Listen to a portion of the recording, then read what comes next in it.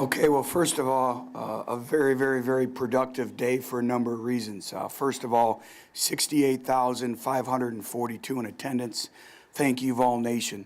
And every time we ask you to do something, you respond. And what a great, great day, great environment, great illustration to our players of what they represent on a daily basis, and also the excellence that is needed that needs to come from that. Our former players, our Vol for Lifes, great, great turnout. They mean everything to us.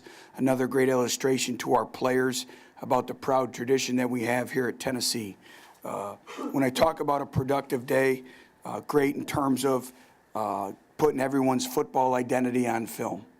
And we tried to do a lot of things to change it up in terms of individual competitions and see who would respond, who would want to be kind of in the limelight a little bit, and see how they would respond with almost 70,000 people in the stands. Everything in our football program is based on the core value of competition, competing for greatness. So again, we have great evaluation tools, explosive plays offensively. I think we have really improved our throw game, but on the flip side of it, unacceptable defensively. We're very, very thin there. We'll welcome 18 new additions in June. And I believe off the top of my head, 16 of them are on the defensive side of the ball. So we have to get them ready to play. We need to learn from our mistakes and correct them going into August camp. The biggest thing I was most disappointed with that we need to take tremendous strides is our tackling. And we have spent an inordinate amount of time this spring in terms of tackling. And on the positive side of it, we were in good position to make the tackles. Everything is about body position. We just didn't make them. And so we'll go back, we'll break all the missed tackles down, and we'll meet with our players on Monday, and we'll get those issues corrected. But overall, very, very productive spring, very challenging spring. And again, thank you to our great fan base and to our letter winners, our former players, for coming out, and everyone involved. They had the field ready to go in great shape. It was just a great, great day for Tennessee football. Obviously seemed to have a big Dang, you wanted to get that first question in. Has he been doing that most of the spring, or is this kind of something new that you guys saw? With Josh, Josh has had a productive spring, but I thought he really stepped it up today, even in the quarterback challenge. You're talking about Josh? Josh Malone, okay. Yeah, Josh has been pretty much doing that all spring. And he's kind of went through the maturation process of a wide receiver the last 3 or 4 practices with the sore legs, the sore hamstrings, and I think the grind academically. But Josh is a competitive young man and very, very talented, and you can see he adds a whole nother dynamic to our offense. And that's, I said it in the offseason, we have to be able to throw a 5-yard pass and turn it into a 20-yard gain. That was missing from our offense last year, and we've really helped ourselves in recruiting. Still not there yet, but Josh has been an individual that right from practice one, he can be as good as he wants to be.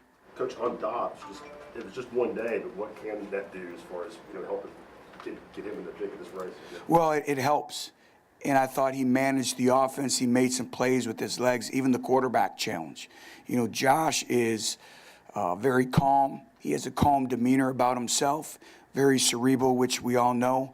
But I thought he took some steps forward. It was great to see today.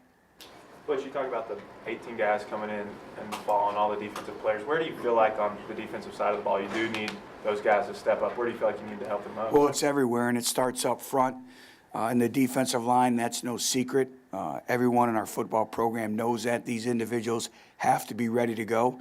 Is it a great challenge to get a 17, 18-year-old ready to play in the SEC at that position? Absolutely.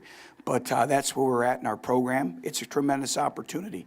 And I thought we had some older players really step up this spring. Jordan Williams, we've asked a lot of him, moving him inside. I think he continues to get better. Owen Williams is learning that football rewards those that are in great condition, both mentally and physically. He's going to be fine. Corey Vereen was our most improved defensive player. Kurt Majit. So we have some players. It's just an overall depth. The thing I was kind of disappointed with in the spring game today was the drop-off from 1s to 2s. And we need to generate 3-and-outs defensively, and we didn't generate very many 3-and-outs today. Have Have you kept in contact with a lot of those signees, telling them how valuable it is that they get here in June and that they're ready Yes. and in shape and all? Yes, if they don't understand that message, then they're not listening. They hear it all the time, not only from me, but our players. They've come around to a lot of practices. Most of them were at the spring game today, and they understand, and I know they're looking forward to it. What you talked about your passing game, it was perceptibly, the quarterbacks their reads were quicker, and they were delivering the ball with a crispness and precision. It was an upgrade from last year. No question. And, it starts with the running backs, the receivers, and the tight ends. Their job is to paint pictures for the quarterback. And a lot of time, with the naked eye, you always want to look at the quarterbacks, but it starts with them.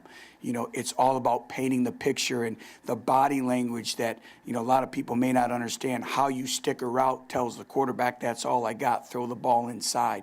And they've done a great job. I thought we protected pretty well today. And then again, being able to throw the football and make people miss in space, that's what our offense is all about. And they've done a great job. Nowhere where we need to be. We still need depth. But it's going to be a great competitive environment for this offseason in the summer months leading into camp. But night and day where we're at, I thought our quarterbacks were aggressive. They were decisive, and they were confident in what they were seeing. And that was great to see today. In general, where does that quarterback competition stand, and what kind of timetable? Ongoing. No timetable.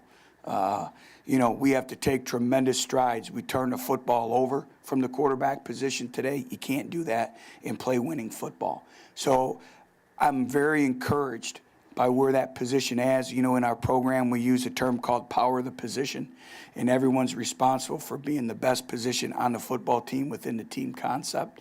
But I'm encouraged by what I've seen, but we still have a long way to go. What's your reference feeling like leaving spring with a different dynamic to your offense? Can you contrast those feelings as you leave spring right now versus a year ago when you left spring from that standpoint? Well, I left here a year ago at this time, obviously very concerned about our throw game and big splash plays, and that kind of showed itself this past season. That's in the past. I'm very encouraged by what I see, but we have a long way to go. I'm very concerned, which we'll get it corrected up front defensively in our tackling in the back end. And the thing that I've seen it in practice is we have been a good tackling defensive football team throughout the course of spring. You guys have seen a lot of the tackling drills in practice, and we have done a great job with it. Again, it's one or two technical errors that we have to go back. I have to check our eyes defensively, see how many eye violations that we had in playing it. We had a missed coverage on the one long pass to Marquez down the sideline. So those are all correctable errors. But again, the communication on the defensive side of the ball, the swarming to the football has to continue to get better throughout the summer months. When you say the quarterback race is ongoing, you mean with all four guys? Yes. Yep. Butch, can you talk about your run game, what you saw out of Neyland today and Marlon, and Yeah. kind of what you feel about that position, going into the summer months? Jalen continues to progress. I thought he had some hard-earned yards today. I thought he dropped his pad level. But again, him understanding, too, that football rewards those who are in great shape. And our running backs have to be able to carry the ball 3, 4, 5, 6, 7 times in a row. Can you have a 30-yard gain, be the first up with the first up mentality, and then have another 30-yard gain? And I thought there was a couple of times he didn't pick his heels up and he went down, on a shoe tackle. And in this conference, you can't have that. But Jalen's going to be a special player for us. Marlon Lane was a model of consistency. I thought Marlon really improved his overall burst and acceleration through the hole. And I thought we did a much better job in our pass protection game as well. Coach, Jalen Reese-Maven was around the ball a lot today. I know he obviously got the best of Hurd in the one-on-one drill. How was the spring overall for him, and what did you see from him today? Jalen's going through the developmental process of going from safety to linebacker, and trusting your eyes. See a little, see a lot in terms of playing Will backer for us. And he's continually improved each and every day, and we're going to need him. And him and AJ are really developing a chemistry there from the mic to the Will and the communication. And he continues to get better and better with reps. Now this offseason in the summer is going to be critical for him. He's going to have to put on 10 pounds. He's going to have to show the durability playing inside the box. But he's very, very competitive. He understands what he needs to work on. He adds another part of athleticism and speed to our defense. Which it looked like AJ maybe didn't play that much. You guys kind of hold him out, limited him a little bit? Yeah, AJ's fine. You know, we've seen AJ play enough football around here. Obviously, he needs to continue to progress and get better. But I wanted to see who our backup linebackers would be. You know, would they show on video? So when we welcome, you know, more true freshman linebackers, the individuals that were here in the spring, we know exactly where they're at. So we wanted to get some valuable reps in game live situations. Your defense to look much different with him and with Brian Randolph back at safety too. I do. You know, from a depth standpoint, again, we have to become a much better tackling football team in a hurry. But I think our defense will be completely different just from a competitive standpoint in August. Can you assess Riley's performance today? Sacked 3 times in the first half. What's that a credit to or from? Well, a lot goes into sacks. You know, sometimes it's a wide receiver not winning his one-on-one, getting open. It may be, obviously, somebody losing their one-on-one matchup up front. I thought Riley did some good things, but he's going through the maturation phase of, you know, the one interception at the end of the game. He's got the flat route wide open, and he tries to get a bigger yardage gain on the out. And as a quarterback, you never pass up a completion for a better completion. And that's a process that young quarterbacks go through. The other one, when he fumbled the ball, he was hit from the backside. Again, it's the guy you never see that causes the fumble. So those are all things that we can correct with Riley. Is there chemistry between Dobbs and Malone? Seemed like they were on the same page a lot today. Has that been consistent all spring? It's been consistent all spring, and I think it's been across the board really with all the quarterbacks. You know, we work so much with routes on air and understanding, again, how they paint the pictures for the quarterback and all their body language and how they nonverbal communicate with our quarterback. So I thought that we've been on the same page pretty much most of the spring. What you talk about body language a lot, did you see from that standpoint what you needed to out of the 14 newcomers today? I did. I think anytime you can get in front of almost 70,000 and play, it is absolutely invaluable. In which individuals can handle the clutter, the distractions, and be able to focus.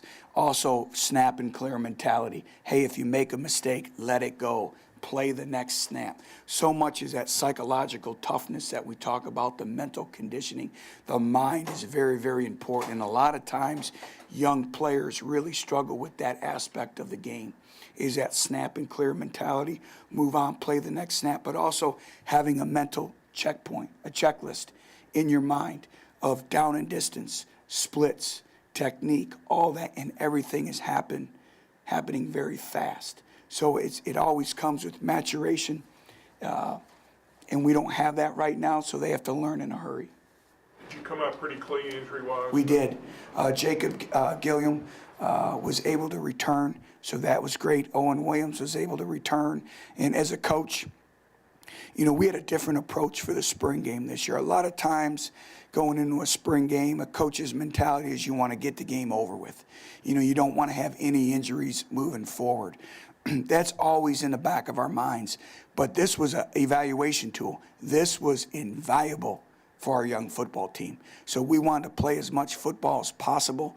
And it is great to see that we didn't have any injuries that will linger throughout the summer months as of right now. Coach, how'd you do with the pace on offense that you want, you're looking for? You know, I thought our pace was much better. There's still times on an incomplete pass. That's not a license to walk back to the line of scrimmage. So we'll continue to work on that. But I thought our overall pace has really improved on a consistent basis throughout the entire course of spring. It's getting our defense lined up fast. You know, that's the other thing. You look at now kind of the flavor of the SEC and really college football, the landscape of college football, you know, it's turning into a no-huddle game.